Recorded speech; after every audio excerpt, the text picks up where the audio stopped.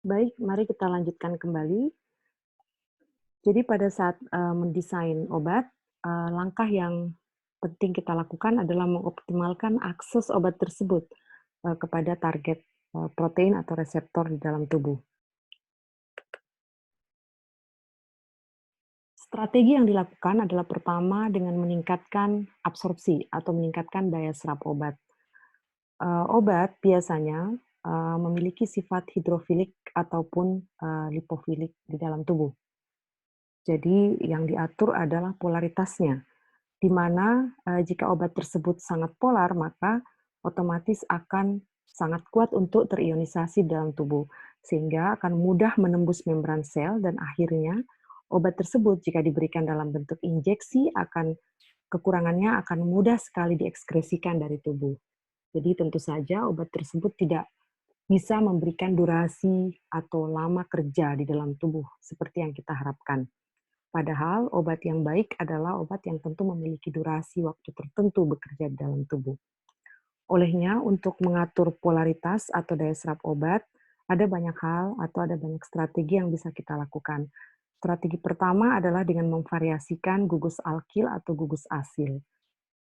Untuk membuat senyawa obat kurang polar atau menjadi non-polar, maka kita bisa menambahkan atau melampirkannya dengan gugus alkil atau gugus asil. Jadi gugus alkil itu gugus yang karbonnya panjang. Misalnya obat-obat yang mengandung gugus alkohol atau fenol, ini kan sifatnya polar ya. Nah, dengan menambahkan gugus alkil atau di-attach di struktur obatnya, maka obat tersebut akan berubah menjadi ester atau amida. Nah, obat tersebut tentu menjadi less polar atau menjadi non-polar, sehingga dapat bekerja pada daerah hidrofob di dalam tubuh kita, sehingga absorpsi atau daya serapnya pun bisa dioptimalkan. Metode yang lain, contohnya misalnya dengan, menambahkan atau mensubstitusi N-alkil di dalam struktur kimia tersebut. Contohnya adalah tikonazol. Tikonazol ini adalah senyawa antifungi atau anti jamur. Untuk kondisi tertentu, obat ini cocok diberikan dalam bentuk formulasi, formulasi krim karena ia berbasis minyak.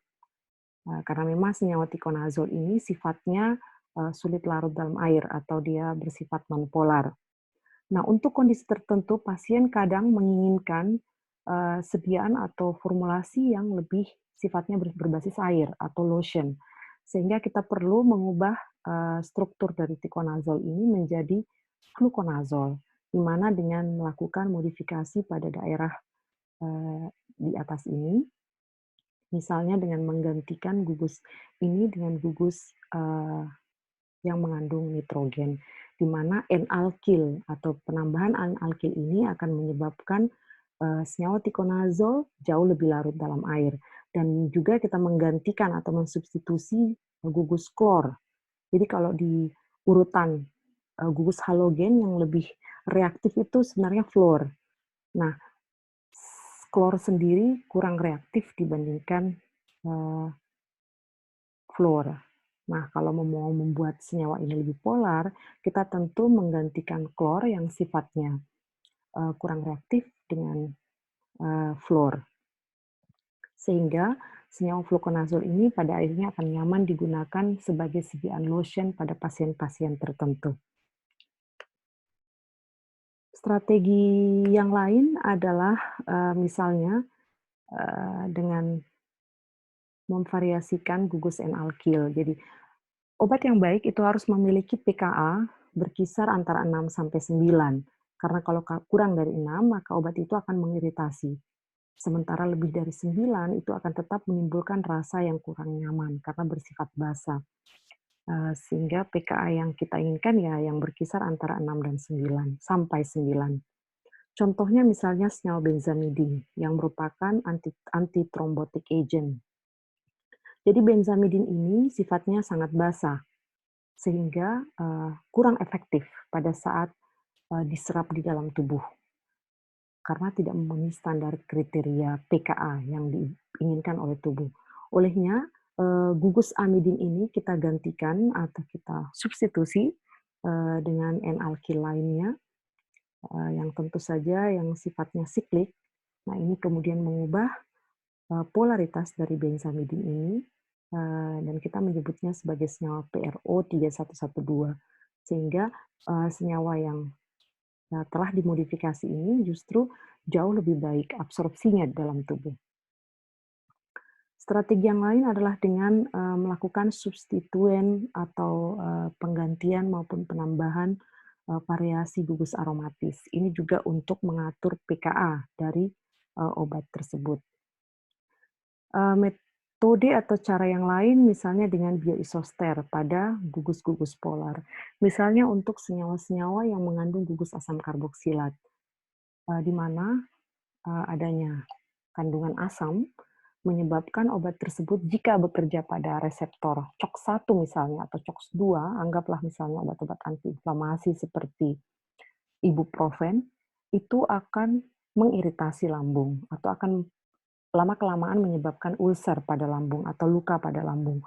Olehnya, hal yang bisa kita lakukan adalah dengan memodifikasi struktur obat tersebut menjadi ester, sehingga asam karboksilatnya lepas, berubah menjadi ester, atau dengan menambahkan 5 substituted tetrazol. Jadi senyawa N-alkyl ini ditambahkan, sehingga gugus asam itu akan tercover atau dimasking, eee, sehingga senyawa tersebut tidak lagi mengiritasi lambung dan dapat diabsorpsi dengan baik di lambung.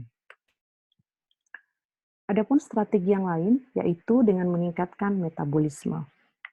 Eee, Metode yang dilakukan biasanya dengan membuat, obat itu lebih resisten terhadap degradasi, zat kimia maupun degradasi enzimatik yang terjadi. Jadi boleh dengan menambah resistennya atau malah dengan mengurangi resistensinya, jadi tergantung, kebutuhan. Hal yang dilakukan yaitu bisa dengan menambahkan steric shield. Jadi ini terjadi pada kebanyakan antibiotik turunan beta-laktam. Antibiotik dibuat dengan cara fermentasi dan itu membutuhkan proses yang, cukup beruntun, di mana proses itu akan menghasilkan senyawa antibiotik yang strukturnya kompleks, dan biasanya toksik, dan juga tidak stabil.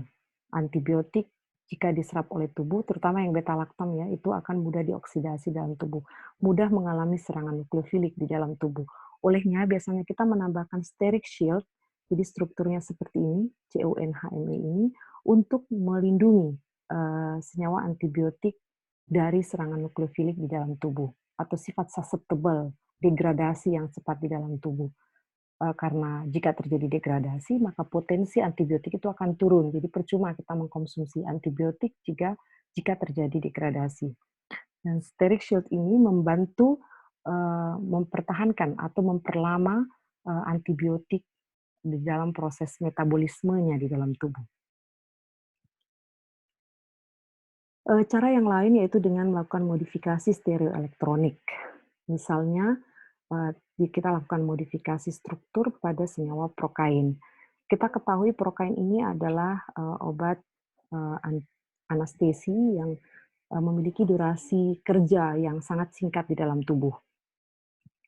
Sehingga, karena ada kondisi tertentu pasien yang dalam keadaan unconscious itu kita ingin, membuat memberikan efek anestesi yang lebih lama waktunya, sehingga prokain ini harus dimodifikasi strukturnya dengan mengurangi gugus CH2. Jadi ini kita lepaskan gugus CH2 sehingga prokain ini bisa bekerja lebih lama. Maka dibentuklah atau senyawa sintetis lainnya yang kita sebut lidokain. Jadi lidokain ini lebih panjang durasi waktunya dalam tubuh karena memang bertahan pada proses metabolisme yang lebih longgar. Cara yang lain adalah dengan menambahkan metabolic blocker. Nah, ini bisa dilakukan pada obat-obat kontrasepsi oral, misalnya megestrol-astat. Kita ketahui bahwa megestrol-astat ini mengandung gugus, OH, di sini ada gugus OH yang sangat, susceptible, jadi mudah terdegradasi. Untuk mempertahankan kerja megestrol-astat dalam tubuh supaya tidak tidak susceptible terhadap terhadap, degradasi karena, pengaruh, ketersediaan enzim di dalam tubuh, maka, Megestrol astat ini kita tambahkan dengan metabolic blocker seperti gugus karbonil ini. Nah, dengan adanya gugus karbonil ini, maka obat kontrasepsi ini bisa bertahan lebih lama bekerja di dalam tubuh. Ada beberapa cara yang lain lagi, misalnya kalau kita menginginkan obat itu less resistance terhadap metabolisme obat.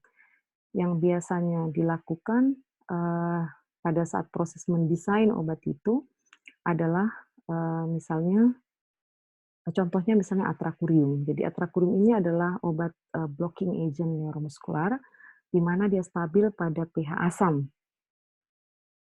namun bisa bersifat self destruction atau merusak dirinya sendiri jika obat tersebut bertemu dengan cairan atau kondisi darah yang basah di dalam tubuh. Sehingga obat ini akan memiliki short duration of action. Olehnya untuk menangani obat ini kita harus, mengontrol, eee, pemberian anestesi jika obat diberikan pada saat surgery atau pada saat operasi.